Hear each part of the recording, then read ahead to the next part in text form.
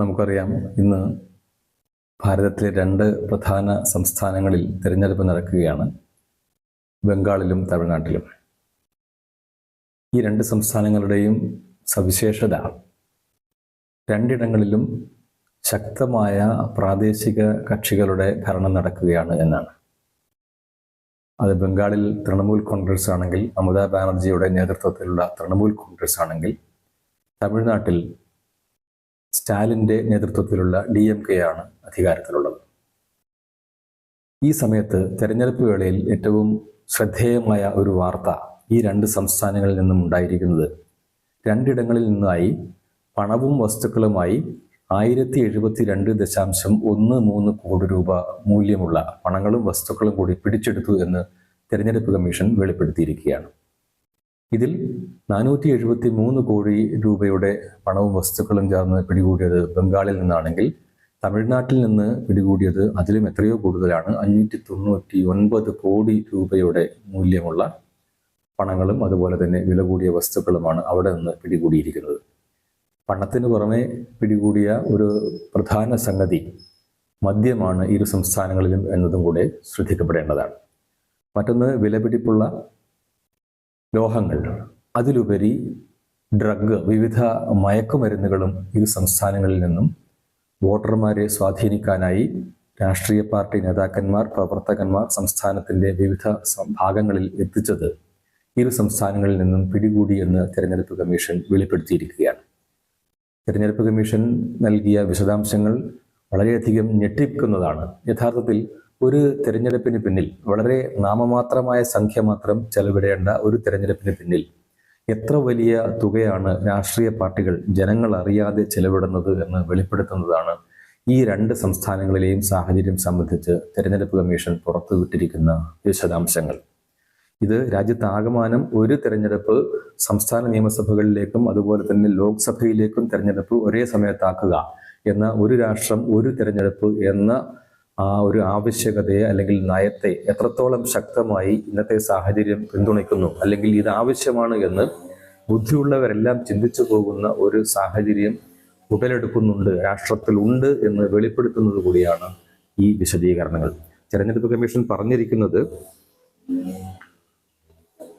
ഇത് സംബന്ധിച്ച്, അതായത് തെരഞ്ഞെടുപ്പ് വളരെ നീതിപൂർവകമായി നടത്തുന്നത് സംബന്ധിച്ച് വലിയ മുന്നൊരുക്കങ്ങൾ നടത്തിയെന്നും ഇതിന്റെ ഭാഗമായി എല്ലാ സംസ്ഥാനങ്ങളിലെയും, അതായത് തെരഞ്ഞെടുപ്പ് നടക്കുന്ന സംസ്ഥാനങ്ങളിലെ, അതുപോലെ തന്നെ തെരഞ്ഞെടുപ്പ് നടക്കുന്ന കേന്ദ്രഭരണ പ്രദേശങ്ങളിലെ, അതുപോലെ തന്നെ അവയോട് തൊട്ടടുത്ത് കിടക്കുന്ന കേന്ദ്രഭരണ പ്രദേശങ്ങളും അതുപോലെ സംസ്ഥാനങ്ങളും, അവിടെയൊക്കെയുള്ള ചീഫ് സെക്രട്ടറിമാർ, DGPമാർ തുടങ്ങിയ മുതിർന്ന ഉദ്യോഗസ്ഥരുമായി, ഭരണ സംവിധാനവുമായി, അതിൻ്റെ നേതൃസ്ഥാനത്തുള്ളവരുമായി ആവർത്തിച്ചുള്ള യോഗങ്ങൾ നടത്തിയെന്നും അതേ തുടർന്ന് തെരഞ്ഞെടുപ്പ് ചട്ടം എങ്ങനെ നടപ്പാക്കണം, എന്തൊക്കെ നിയന്ത്രണങ്ങൾ തെരഞ്ഞെടുപ്പ് കമ്മീഷന്റെ ഭാഗത്ത് നിന്ന് ഇത് സംബന്ധിച്ച് ഏർപ്പെടുത്തേണ്ടതുണ്ട്, അതിന് ഏതൊക്കെ രീതിയിലാണ് സംസ്ഥാന ഭരണകൂടങ്ങൾ പിന്തുണ നൽകേണ്ടത് എന്നൊക്കെ വിശദീകരിച്ചു എന്ന് തെരഞ്ഞെടുപ്പ് കമ്മീഷൻ വ്യക്തമാക്കിയിട്ടുണ്ട്. അതുപോലെ തന്നെ ഇതിനു വേണ്ടി എത്ര ഉദ്യോഗസ്ഥരെ മാറ്റി നിർത്തി, ആകെ രണ്ട് സംസ്ഥാനങ്ങളിലായി, അതായത് ബംഗാളിലും തമിഴ്നാട്ടിലുമായി 5011 ഫ്ലൈയിങ് സ്ക്വാഡ് ടീമുകളെ ഇതിനു വേണ്ടി നിയോഗിച്ചു. ഇത് ബംഗാളിൽ 2728 ആണെങ്കിൽ തമിഴ്നാട്ടിൽ 2283 ഫ്ലൈയിങ് സ്ക്വാഡ് ടീമുകളെ, FSTകളെ നിയമിച്ചുവെന്ന് പറഞ്ഞിട്ടുണ്ട്. അതുപോലെ തന്നെ 5363 സ്റ്റാറ്റിസ്റ്റിക് സർവൈലൻസ് ടീമുകളെ, SSTകളെ നിയമിച്ചുവെന്ന് പറഞ്ഞിട്ടുണ്ട്. ഇത് ബംഗാളിൽ 3142, തമിഴ്നാട്ടിൽ 2221. ഇനി പിടിച്ചെടുത്ത വസ്തുക്കളെ സംബന്ധിച്ചുള്ള വിശദാംശങ്ങൾ. ബംഗാളിൽ പണം 27,48,00,000 രൂപ, തമിഴ്നാട്ടിൽ 100,19,00,000 രൂപ. മദ്യം ബംഗാളിൽ 39,31,463 ലിറ്റർ മദ്യം പിടികൂടിയപ്പോൾ തമിഴ്നാട്ടിൽ 1,17,713 ലിറ്റർ മദ്യം പിടികൂടിയിട്ടുണ്ട്. ഇതിന്റെ മൂല്യം കണക്കാക്കിയിരിക്കുന്നത്, ബംഗാളിൽ പിടികൂടിയിരിക്കുന്ന മദ്യത്തിന്റെ മൂല്യം 102.45 കോടിയും തമിഴ്നാട്ടിൽ പിടികൂടിയത് 3.85 കോടി രൂപയുടെ മദ്യവുമാണ് എന്ന് പറഞ്ഞിരിക്കുന്നു. ഇനി ഡ്രഗുകൾ, മയക്കുമരുന്ന്, ബംഗാളിൽ 108.11 കോടി രൂപയുടെ ലഹരി വസ്തുക്കൾ തെരഞ്ഞെടുപ്പ് പ്രചരണത്തിന്റെ ഭാഗമായി അല്ലെങ്കിൽ വോട്ടർമാരെ സ്വാധീനിക്കാനായി രാഷ്ട്രീയ പാർട്ടി നേതാക്കന്മാർ, പ്രവർത്തകർ കൊണ്ടുവന്നത് പിടികൂടിയെന്ന് ഭാരതത്തിന്റെ തെരഞ്ഞെടുപ്പ് കമ്മീഷൻ വെളിപ്പെടുത്തിയിരിക്കുകയാണ്. ഇത് തമിഴ്നാട്ടിലാകട്ടെ 76.72 കോടി രൂപയാണ്. അതായത് പിടികൂടിയ മദ്യത്തിന്റെ അളവ് തമിഴ്നാട്ടിൽ തുലോം കുറവാണ് എന്ന് പറയാമെങ്കിൽ ലഹരി വസ്തുക്കളുടെ കാര്യം അതല്ല. 108 കോടി രൂപയുടേത് ബംഗാളിൽ പിടികൂടിയപ്പോൾ തമിഴ്നാട്ടിൽ 76.72 കോടിയുടെ ലഹരി വസ്തുക്കൾ പിടികൂടിയിട്ടുണ്ട്. അങ്ങനെയാണ് ഇതെല്ലാം കൂട്ടിച്ചേർത്തിട്ട് ഇനി വിലപിടിപ്പുള്ള ലോഹങ്ങൾ, മറ്റ് വോട്ടർമാരെ സ്വാധീനിക്കാനുള്ള മറ്റു വസ്ത്രങ്ങൾ തുടങ്ങിയ മറ്റു വസ്തുക്കൾ ഇതൊക്കെ പിടികൂടിയിട്ടുണ്ട്. ഇതെല്ലാം കൂടെ ചേർന്നാണ് ബംഗാളിൽ 472.89 കോടിയുടേത്, അതുപോലെ തമിഴ്നാട്ടിൽ 599.24 കോടിയുടെ പണവും വസ്തുക്കളും ചേർന്ന് പിടികൂടിയിരിക്കുന്നത്. അങ്ങനെ ആകെ തുക 1072.13 കോടി രൂപയാണ്.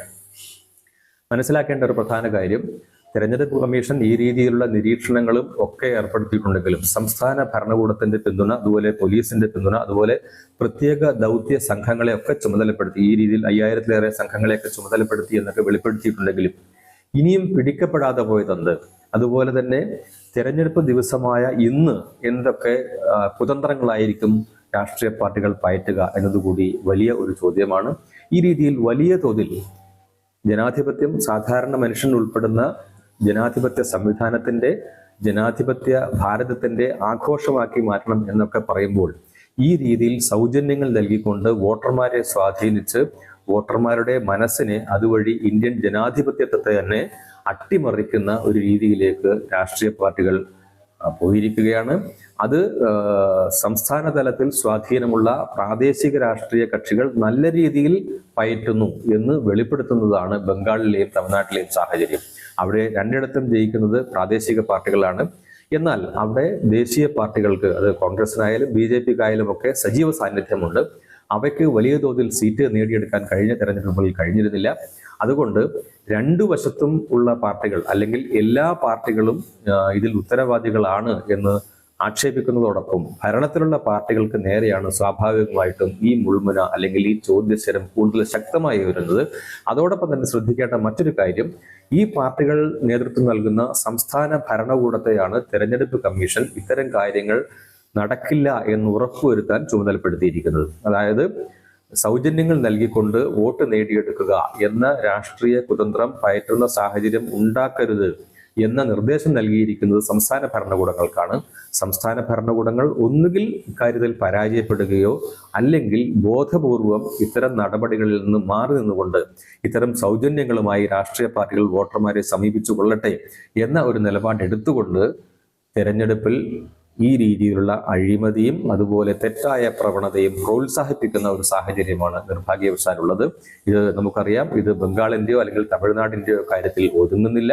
അതുകൊണ്ട് തന്നെ വലിയ ഒരു തെരഞ്ഞെടുപ്പ് രംഗത്തുള്ള ഒരു ശുദ്ധീകരണത്തിന്റെ ആവശ്യമുണ്ട് എന്നതിലേക്ക് സൂചന നൽകുന്ന, ദേശീയ തലത്തിൽ തന്നെ ശ്രദ്ധിക്കേണ്ടുന്ന ഒരു സാഹചര്യമാണ് ബംഗാളും തമിഴ്നാടും. ഇന്നത്തെ തെരഞ്ഞെടുപ്പിനൊപ്പം സൗജന്യമായി വോട്ടർമാർക്ക് വലിയ തുക അല്ലെങ്കിൽ വലിയ തുകയുടെ വസ്തുക്കൾ മാറ്റിവെക്കുന്നു എന്ന വിവരത്തിലൂടെ തെരഞ്ഞെടുപ്പ് കമ്മീഷൻ ഭാരതത്തെ അല്ലെങ്കിൽ ഇന്ത്യൻ ജനതയെ മൊത്തത്തിൽ അറിയിക്കുന്നതെന്ന് വേണം കരുതാൻ.